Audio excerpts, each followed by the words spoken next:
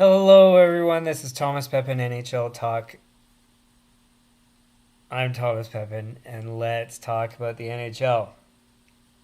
So, today we're doing a recap of weeks 10 to 12 of the NHL season. As mentioned previously, I decided to delay this, I guess, on two occasions now, just because there weren't enough topics. And on that note, there are 13 news stories to touch on. And even that, that's a great example of 13. That's not that much. And if I was to break that up between, well, in this case, it would be 3 weeks, talk about four things a week. It wouldn't make sense. So, anyways, just wanted to say that again. And before continuing, the wonderful Iron Flurry has showed up once again, so thanks for tuning in. Hello. Sorry for the delay. So again, it's funny because I think before I had it 11 p.m. Eastern was the time for this stream, and then I put it to 11:15 for a couple weeks, and then now 11:30, and it's tough to get the time right, but just to be able to do stuff and get ready for the stream, turn on the stream, and all that kind of stuff. So yeah, so anyways, give me one sec here.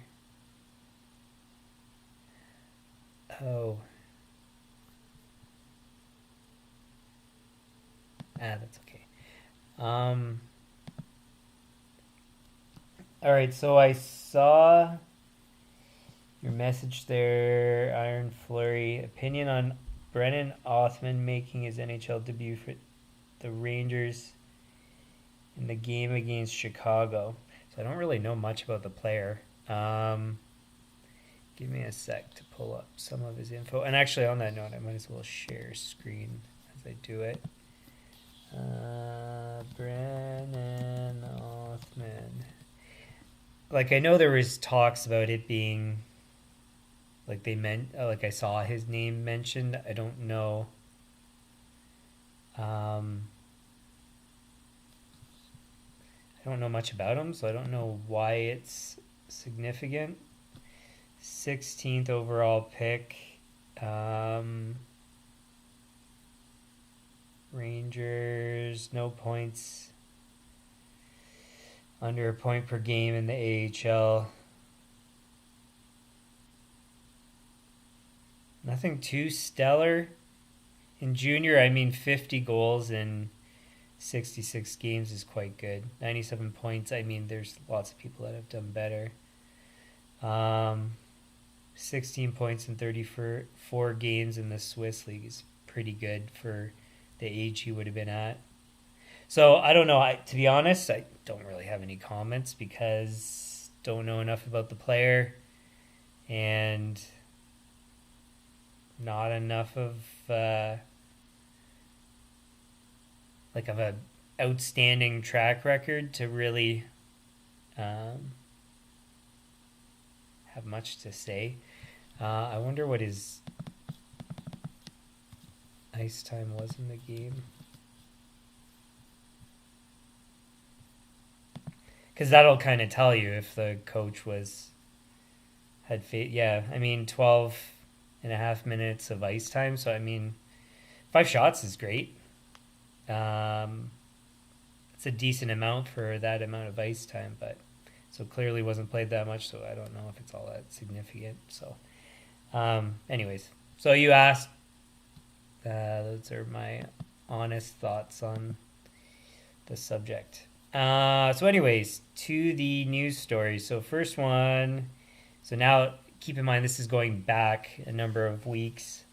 So Kessel, who I was still very surprised wasn't signed, he, at the time, I don't know what's gone on since, was looking into playing in the Swiss League. And on that note, why not go take a look?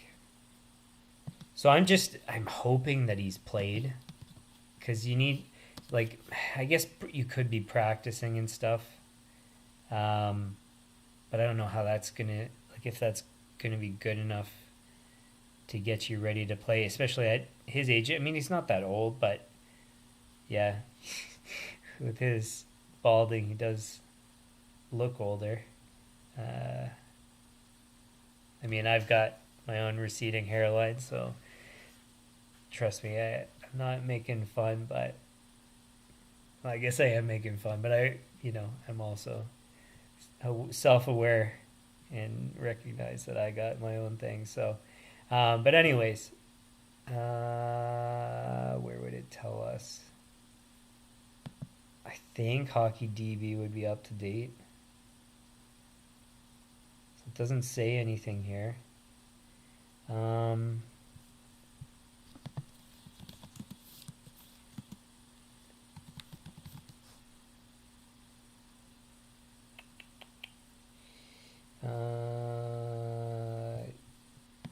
Nothing at the top of the news.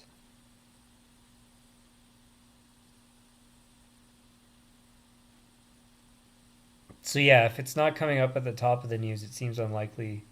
And then also, like I said, Hockey DB is pretty good at staying up to date, so I'm guessing he hasn't played. And that's 3 weeks in saying that he was looking into. So, I mean, unfortunate for him, or maybe, I don't know. But I hope he gets into some games, because staying off the ice for too long is not going to be helpful for him to get a contract. So, so that's that.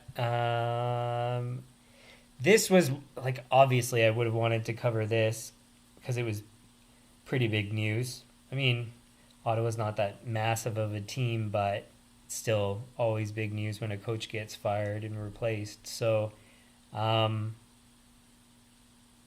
yeah, it's just like this would have been the only significant story to talk about for that time frame. So that's why I didn't. So, anyways, so Smith was fired, and I don't think his performance was all that great anyways.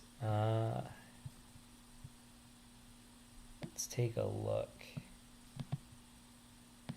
Because, like, I know he was coaching when the team was kind of rebuilding, but at a certain point, you have to start winning. And then also, the team has the pieces, in my opinion, to at least compete, which is why I predicted them to be... Oh, and that reminds me, I'm supposed to have pulled that up, but I'll get that later. Yeah, at a certain point, when you've got the pieces, you got to start getting some performance, and they just haven't. So, yeah, losing records 3 of the 4 seasons, and barely a winning record last season. So, I mean, what do you expect? So, to be honest, think it's wise and a good firing. I mean, who knows what he's like as a person, but it's a results-based business, so sorry. Jacques Martin, wasn't he an assistant with Pittsburgh for the longest of times? Since he last was an NHL coach. Look at that mustache. It's funny. Yeah, assistant coach with Pittsburgh. And then I didn't know that he was with New York most recently. But anyways, as a coach, I think his record was decent.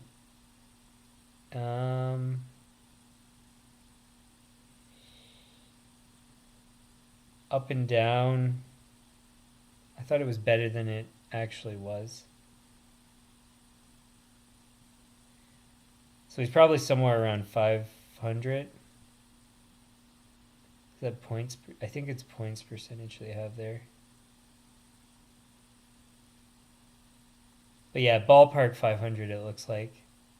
Like win-loss, I mean. not talking about points.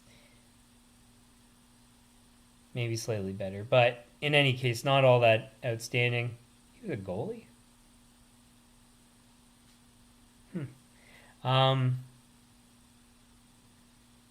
So, yeah, I mean, I think it's just interim.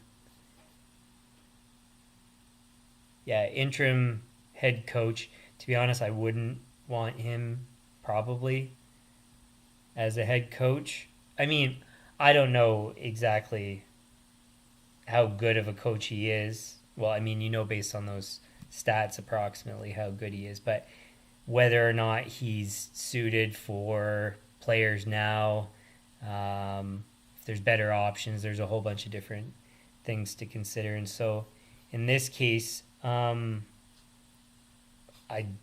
personally probably wouldn't hire the guy unless he had no options. Alfredson's going to be an assistant. So, I mean, I don't I don't know if Alfredson has any intention to become a head coach. Could it be that Martin is kind of teaching him and then Alfredson's going to be a head coach? Or, I mean, I don't know what the plan's going to be.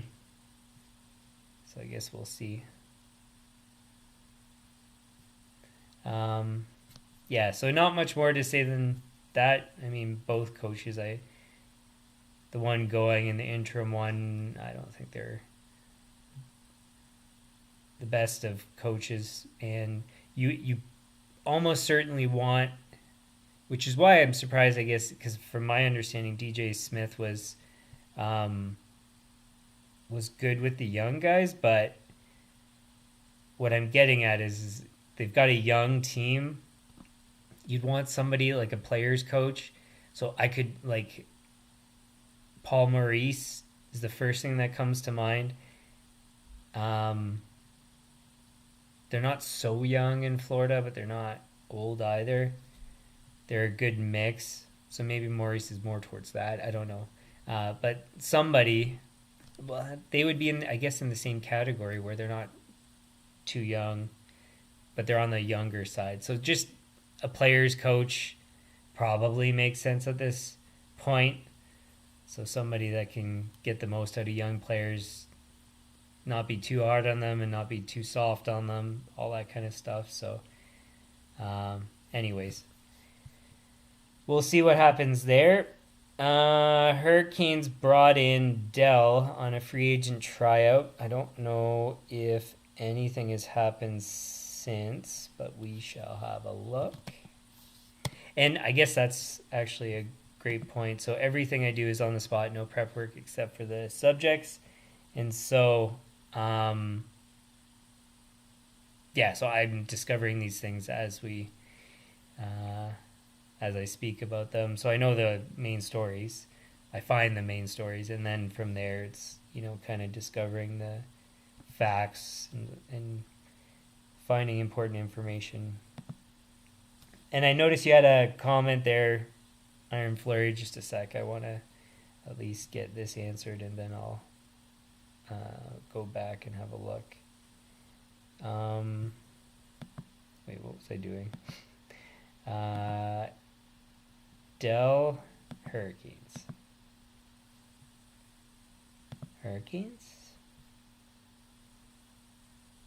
So he's still on a PTO, not signed. So I don't know exactly what they do, because I've seen that there's been a couple occasions so far where people are on PTOs and they don't play. I guess you must be under contract in order to play. And then are they keeping the guy there in case of an additional injury or poor performance? In which case, injury, they sign him and they've already had him playing with the team, like practicing. Or if you send a guy down, then you just sign him. Again, he's already with the team. So I don't know if that's the strategy, but it almost seems risky because, like, what if somebody else gives him an offer before you do, kind of thing? If you're really interested, wouldn't you just sign him, I don't know, to a two-way or something and throw them in the AHL? Then you're taking away ice time from the AHL guy. Anyways, I mean, obviously it's complicated, but I don't know. Anyways, so a previous player, an NHLer who could be signing. So this is way better than the rumors about, this guy might sign with Boston, New York, Tampa Bay, blah, blah, blah, blah, blah.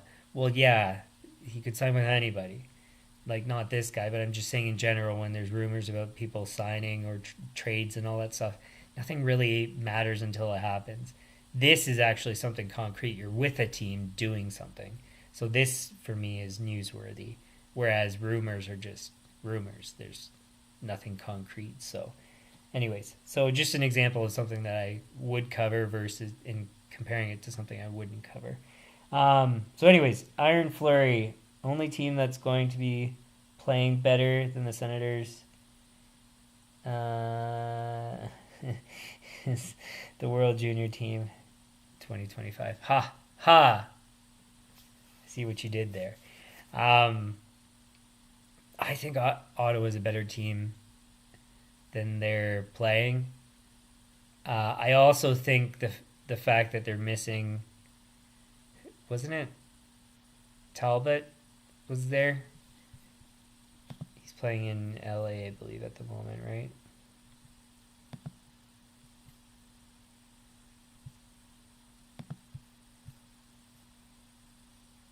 Yeah, he was with Ottawa. And I mean, his save percentage wasn't that great, but he's one of those goalies that, like, just look, that's an off season there. Otherwise, 911, 915, 919. Off year with Edmonton, Philly. 908, 919. One of the most consistent goalies. And maybe his team wasn't good enough, and that's why his save percentage was bad with them. Or he had an off season. But, like, you really do need some stabilizing goalies, and Ottawa doesn't have them. So, Korpisalo, I mean, how is he doing anyways? He wouldn't be my first pick. 889. Like, I don't know. What's the other guy? Forsberg. I mean, it's not the worst tandem in the world, but, like, neither of those guys give me any sort of confidence. So, anyways, some comments there. Next news story, Nolan Patrick retired at 25. And he has a migraine disorder. I don't know if that's been brought on by concussions or if it's unrelated. Because I could have sworn I heard concussions before, but don't hold me to it. Don't rely on that. I could look it up.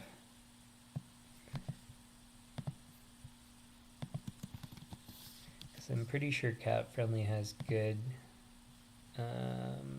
injury tracking. Upper body undisclosed. Upper body, no. So I don't know. Anyways, and so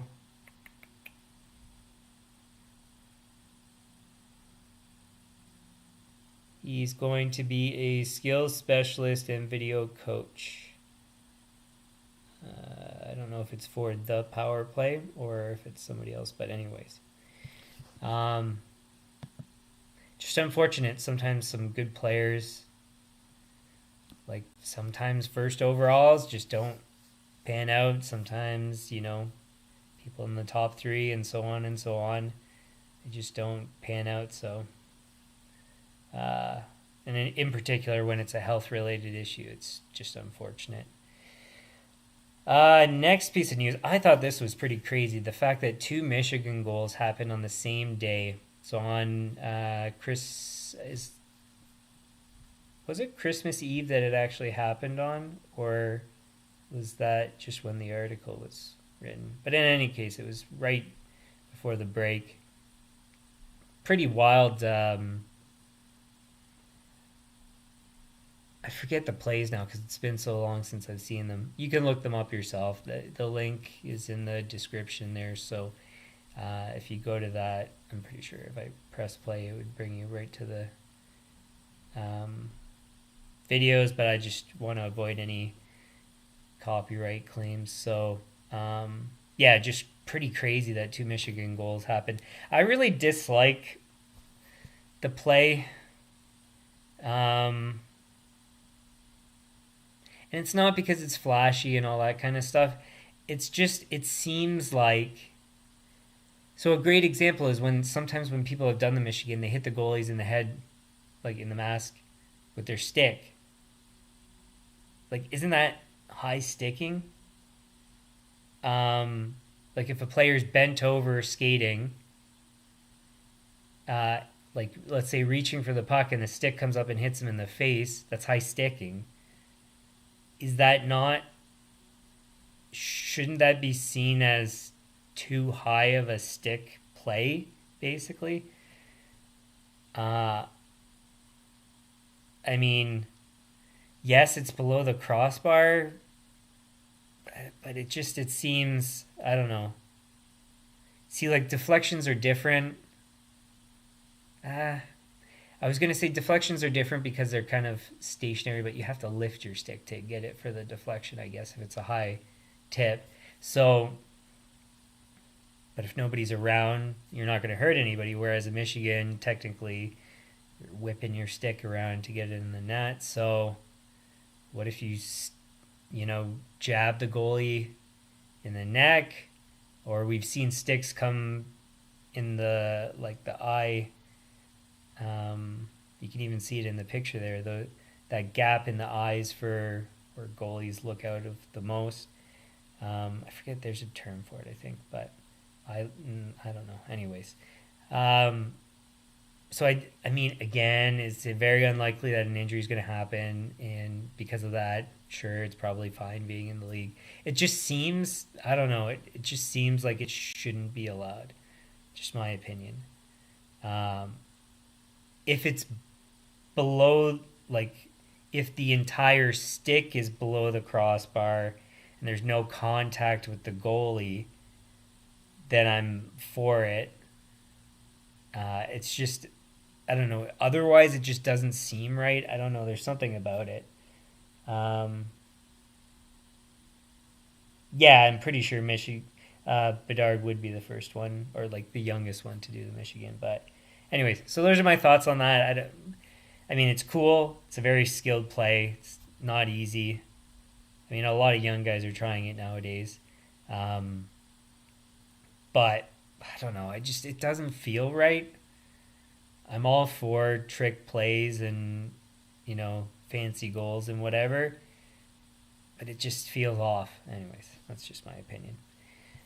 Next up, the Senators appoint Staios as GM and president, Poulin and Bowness to hockey operations. And it's not, Rick Bowness is the coach of Winnipeg. That was my first, I was like, what? Bowness?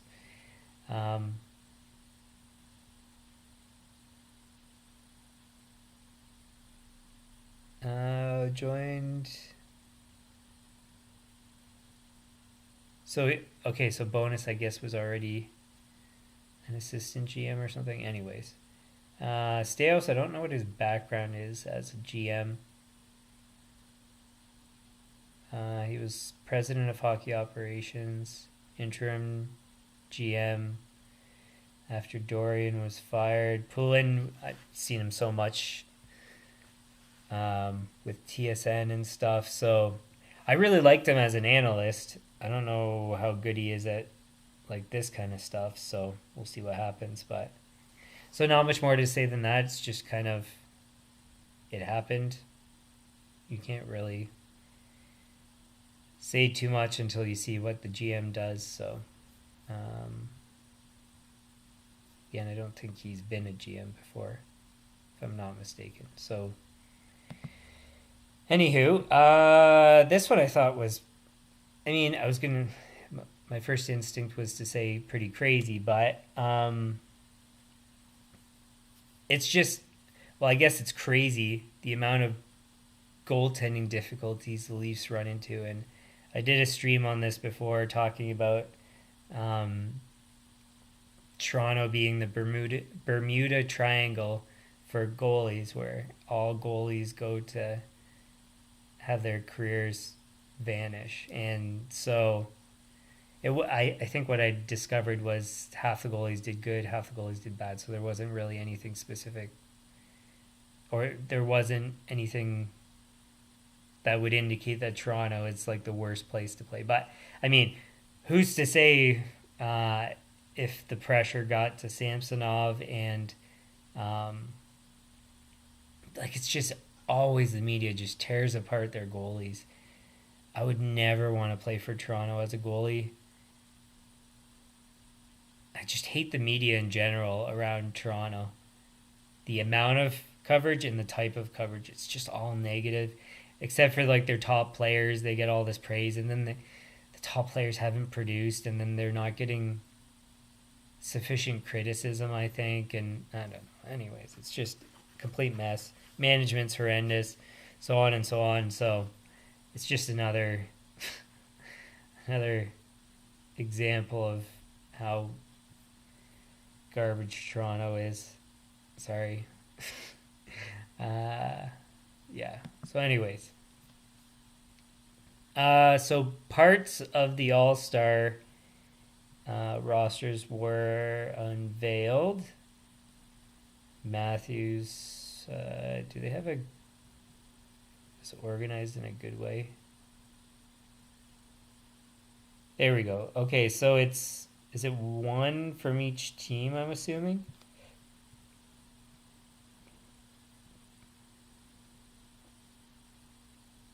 Yeah, looks like it. Anything stand out?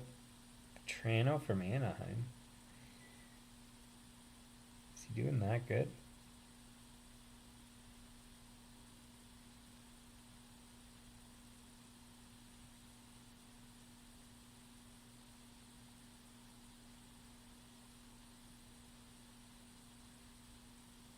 Yeah, I mean, some of the normal players, I don't know who chooses, like, who does select them.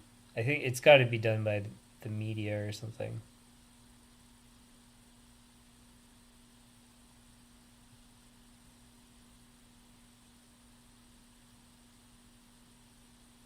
I forget. Anyways, yeah, not much to say. I just hope the right players play. Because, like I said, I think it was in the previous recap, like weekly recap sort of stream, where, yeah, the All-Star weekend is going to be different. Like, the skills competition is going to kind of matter.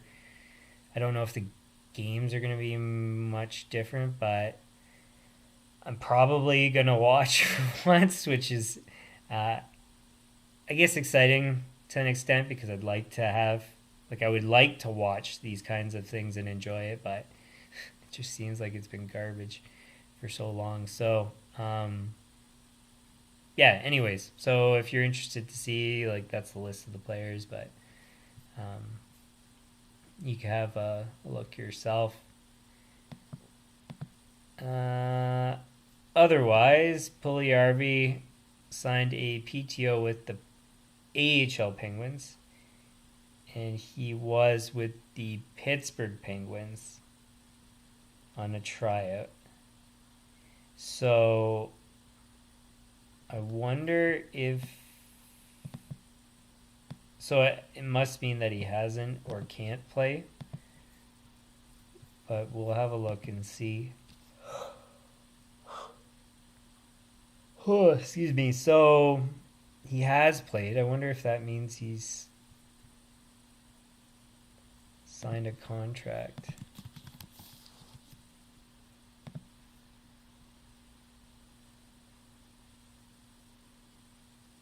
So I guess at least not an NHL contract, and maybe you're allowed to play on tryouts.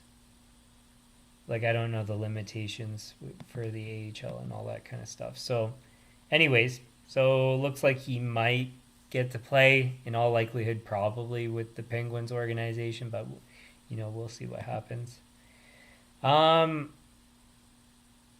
Yeah, so I will cover injuries later, but whenever there's cases where people are out for a season, that's where I think it's worth bringing up now. So Dvorak's out for the season from the Montreal Canadiens. Not like the most critical of players, but that's obviously a long time to be out. Is it just me, or does his stick look short for his height? Maybe it's an optical illusion. Just a weird thing I just noticed. Anywho, and another one, Benning from San Jose, also going to be out for the remainder of the season, hip surgery. Now, this guy, I could have sworn I heard rumors of people wanting to trade for him.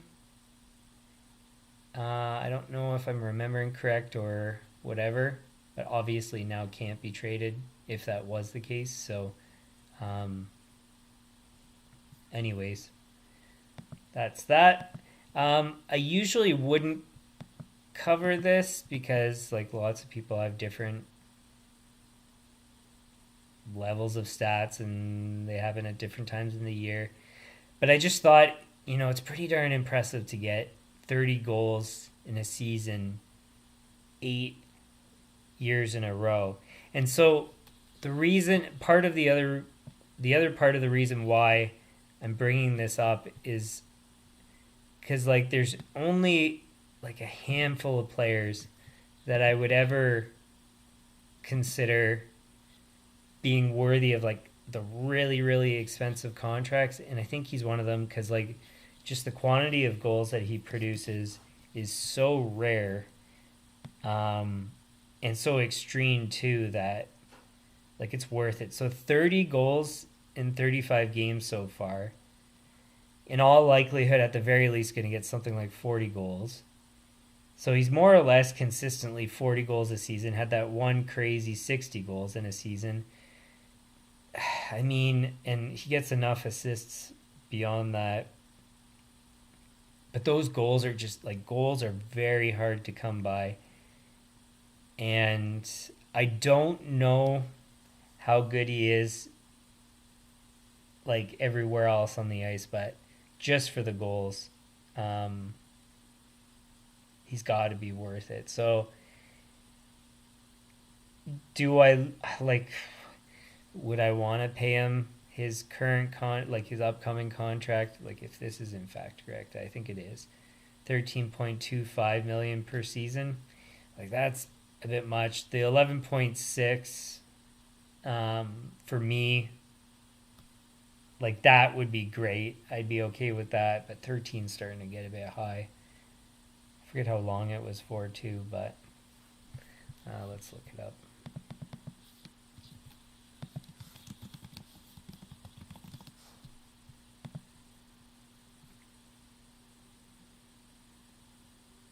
Four years. Like if you're gonna go for that, he's one of those rare cases where you'd want to do it for like an 8-year thing. I mean, I don't know if at his age it would have been right. 34 at 13 probably would be fine. So I mean, maybe like 6-7 years would have been better. But yeah, just long story short, one of those rare cases where they really, like if you're going to pay a guy a lot of money, he's the kind of guy that you would do it, because those goals, like, that's a lot of goals. Iron Flurry, Martin Jones is doing good so far despite Samsonov in waivers. So I didn't see what his stats were like. Let's have a look. Actually, let's use this one. Excuse me. Game started. So 6-3-0. Good winning percentage, 9-3-0. I mean, he's had a number of good seasons in the past, but it was like in the past. So yeah, you might have a good start, but you gotta keep it going. So I mean, good for them to at least have some depth. I think I mentioned that far back, that it was smart to have a third goalie up. So anyways, cool for them. This is technically not NHL news, but it's connected to the NHL, obviously. So it seems like, based on the comments and stuff, that NHLers could play in the 2026 Olympics, which would be great. I would love to see NHLers in the Olympics again. I think it's more exciting. Like when they do those weird, what was it, World Cup of Hockey or something like that, and then when they have like those under 24 team and miscellaneous country team and all that stuff, it's like I would rather just the countries, and unfortunate for those small countries that don't have enough players, but just it's how it is in the Olympics. Just put the best countries against each other. So we do it for World Junior. Why not? So yeah, it'd be really cool. I'd like to see that. I would watch it. I don't watch as much hockey nowadays, but that would be fun to watch. So anyways, and that's it for the news stories. Where were we at for? Oh yeah, we had the Prawn good Branson ones, and then so I think this was newer. So Prawn had his suspension upheld, which I thought it could have dropped a couple games, but whatever.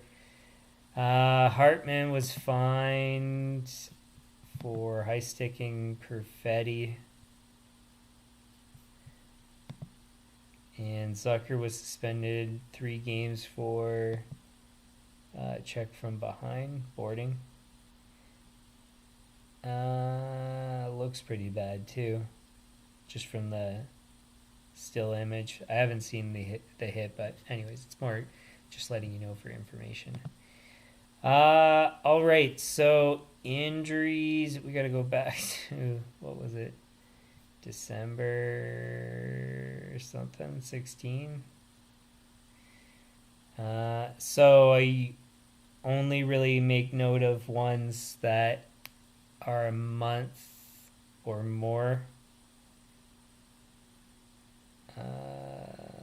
Boyd is out for the rest of the season. I don't know if Boyd was even playing, but anyways. Arvidsson's still out for another month.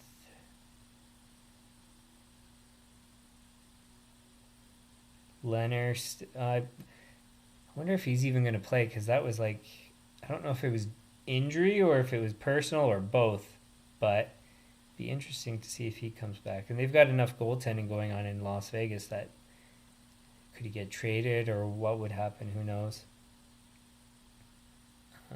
Let's see, anybody else? Lucic in about a month. Again, personal, also injury. In this case, I'm pretty sure both are relevant.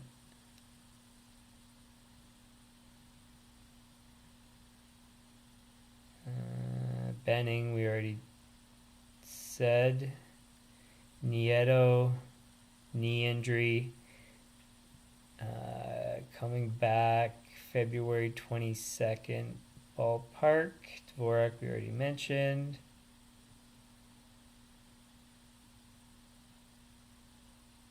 Dougie Hamilton.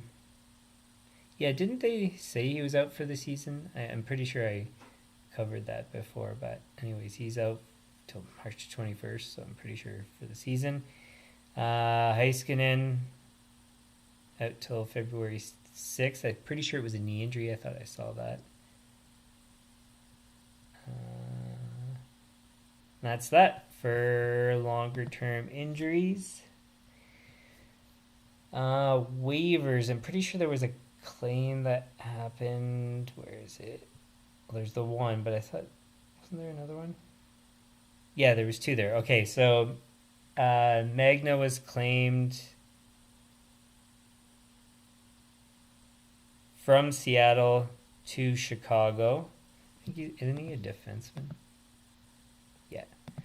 And then Bjornfoot was put on waivers by LA, claimed by Vegas. It's his story. He was a first round pick. Maybe that could be a stellar pickup. I mean, he hasn't really produced or performed, but maybe with the right organization could do well. So not a bad idea. And then, yeah, there was the Samsonov thing, and that's about it. Any significant signings? I don't think so. Hutchinson was signed in Detroit. Hutton signed in Vegas. Oh yeah, Bear was signed 2 year, $2 million per year with Washington. That was something. And that's about it. No more trades. Any crazy scores to make note of? Again, I think we were going back to like December 16. Give me a quick sec. I just want to see what our time frame is. Yeah, 16th. Okay.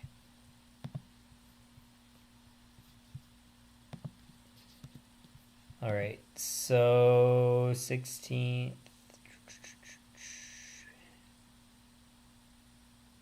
So again, it's like if you're interested in the scores, obviously you would probably be already keeping track, so you don't really need me to do that. 9-3 Sabres, that was pretty crazy. I remember seeing that. So yeah, what I was getting at is it's more just drawing attention to some lopsided scores or stuff like that. 7-0 Penguins over Islanders.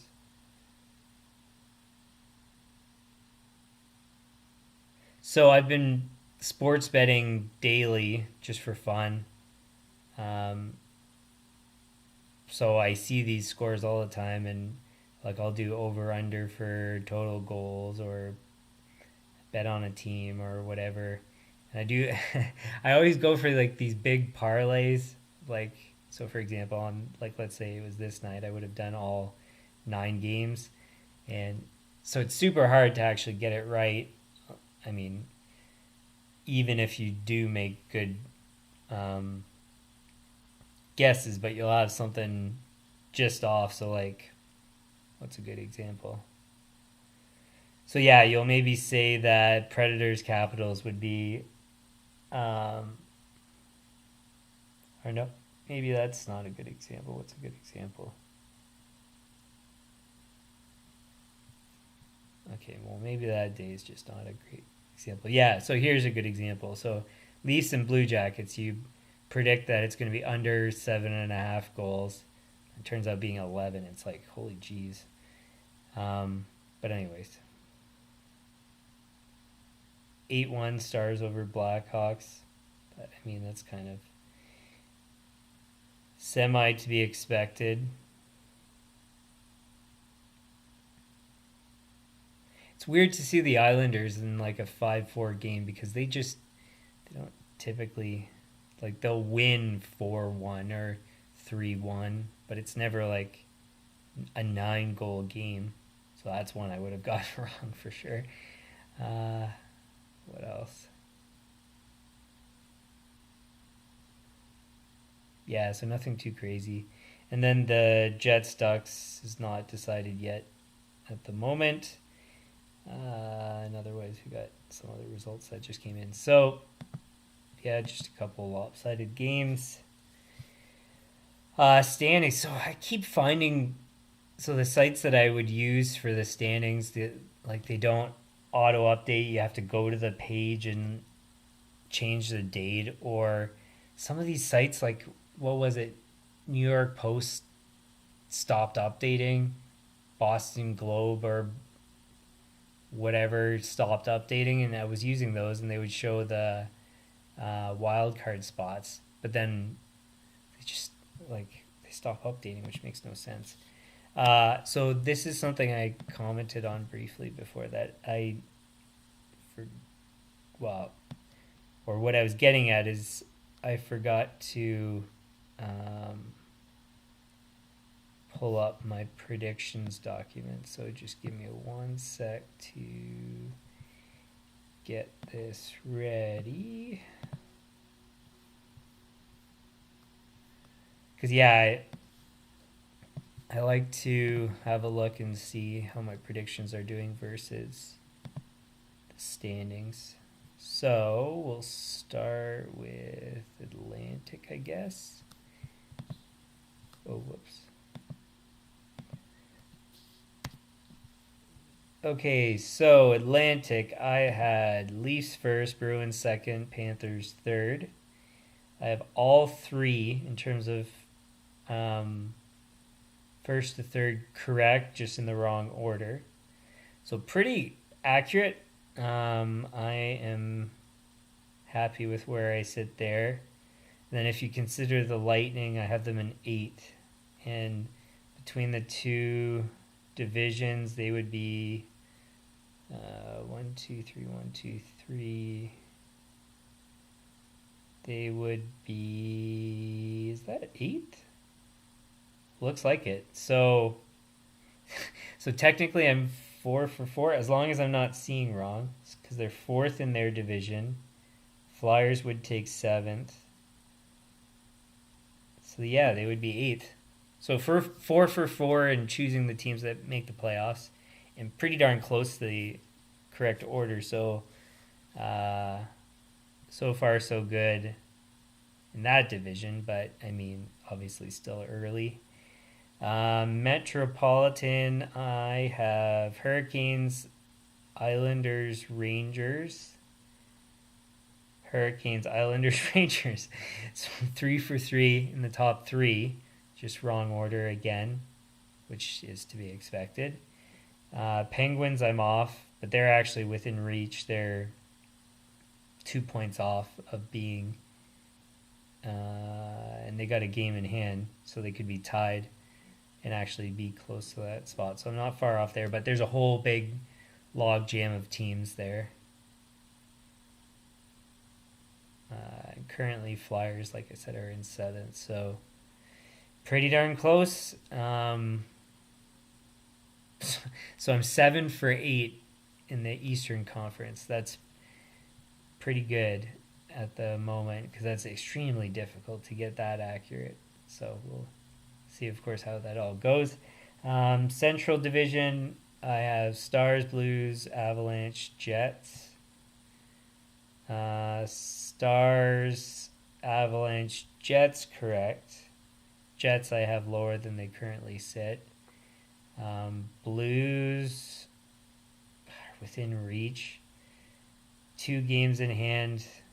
They win both and they're tied for 4th in their division. So 3 for 4 basically there.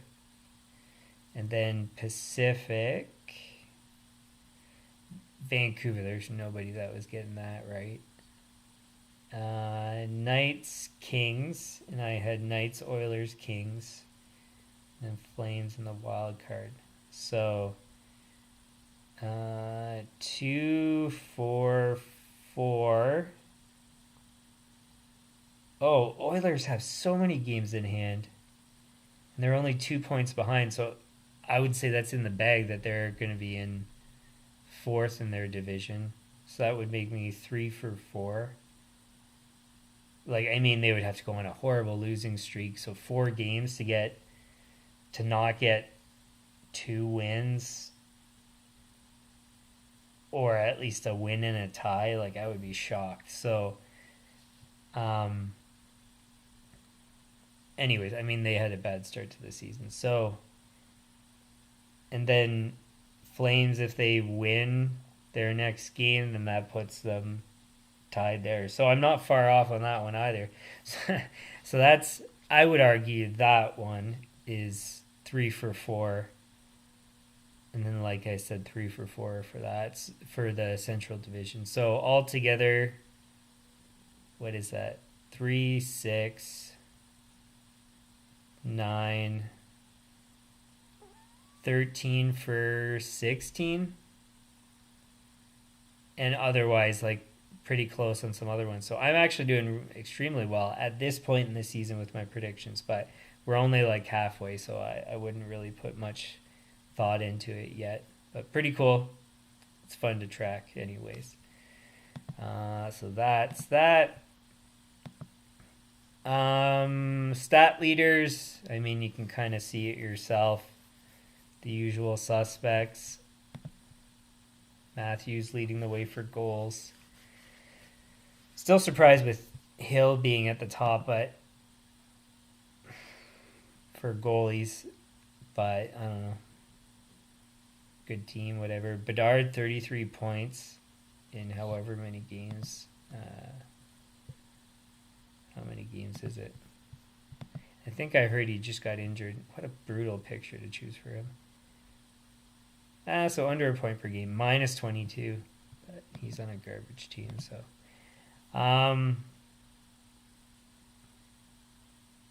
Yeah. So if you're more interested, obviously you can look at the stats yourself, but just you can see those there. And really that is it. One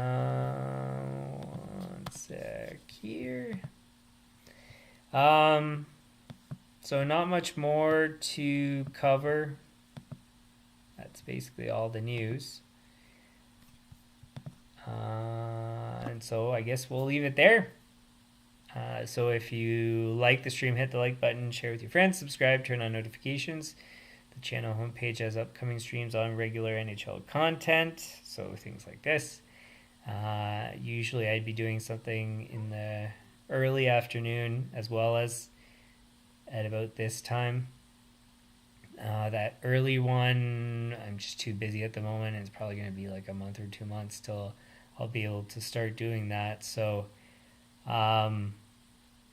yeah, so it's just going to be this for now for regular NHL content. And then for things I can't schedule ahead of time, like franchise mode, so for NHL 23, that schedule is in the About section of the channel. It runs Sunday, Monday, Tuesday, 10 p.m. Eastern, I believe. Be it pros whenever I have time or feel like it. And I've had time a few times not too long ago, but past week's been busy, and I don't know if this weekend if I'll have much time, but stay tuned. That's always random, so just make sure you have notifications on and all that stuff. So any comments, leave them in the comments, suggestions likewise, and we will see you guys Sunday for franchise mode. And that's it. So thanks for tuning in if you did. Thanks again to Iron Flurry for tuning in and chatting, and we'll see you guys next time. Okay, bye.